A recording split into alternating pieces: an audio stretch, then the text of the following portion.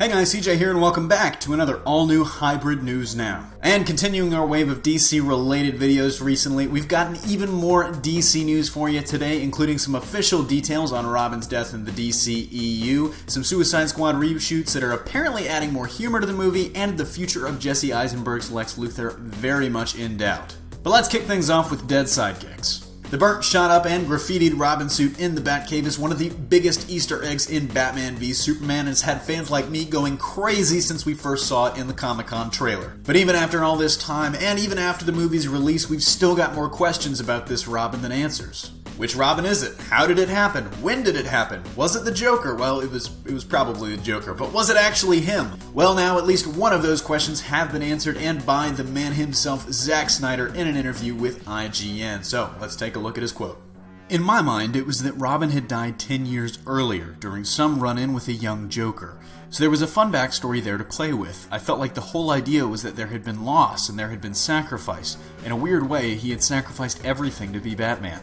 He doesn't really have a life outside the cave. I thought that including Robin, a dead Robin, was helping us understand that he's been on quite a little journey. So this definitely confirms that it was Jared Leto's Joker that killed Robin. And while it doesn't officially confirm it was him, it does definitely fit the Jason Todd narrative. But some of Snyder's wording also kind of hints at the fact that there's only been one Robin, which is bad news for any of you like me that are just waiting for Nightwing to show up. But let me know below, which Robin do you think died, and will they play a part in the Batman standalone movie?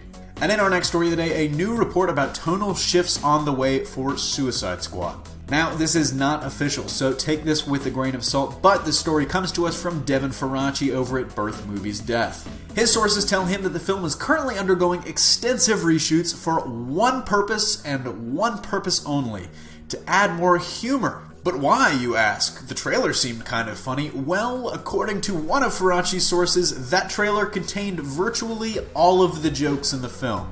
And after one of the biggest audiences and critics' drawbacks about Batman v Superman was the lack of humor and fun in a movie involving two dudes in tights, Warner Brothers is apparently intent on changing that.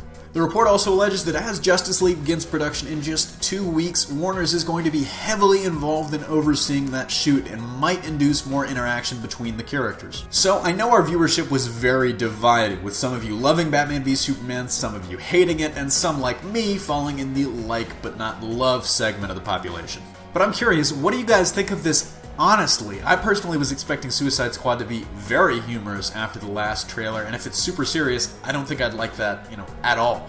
Are you with me, or do you think the whole report is just bullshit? Let me know down below. And in our last story of the day, let's talk about Lex Luthor. It's no secret that historically I have not been a fan of Eisenberg in the role. Flash cut! The topic of the day is Jesse Eisenberg being cast as Lex Luthor, and you have been warned. What the fuck, DC? What the actual fuck are you thinking?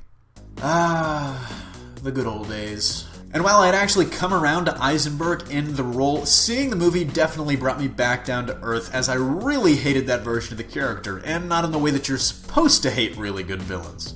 Well, good but confusing news for those of you like me that did not like this version of Lex. He may not even be in Justice League. Yep, with production beginning soon, Eisenberg apparently will not play a part in that film if the actor's recent comments to Business Insider ring true. So, let's take a look.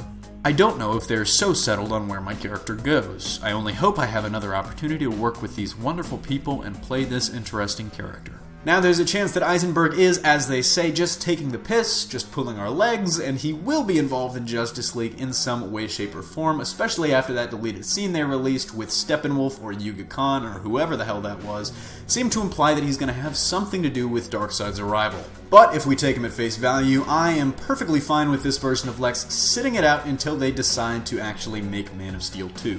Of course, as always, let me know your thoughts on what you want to happen to Eisenberg's Luthor in the comments section below. Spoiler warning, I'm just going to be honest here. I think in having Luthor actually create Doomsday, you've gone ahead and blown your load with him as a villain. Seriously, what can you have him do that's more evil than creating an unstoppable and indestructible death machine that literally achieved his goal of killing Superman? What can you have him do? Build a mech suit? Get out of here. And on that note, that brings us to the end of another Hybrid News Now. Thanks for watching. Don't forget to smash that freaking like if you liked what you saw. Subscribe for more great content every single day. And, consider supporting us on Patreon for some unique and exclusive goodies. Signing off, this is CJ, and I'll see you tomorrow.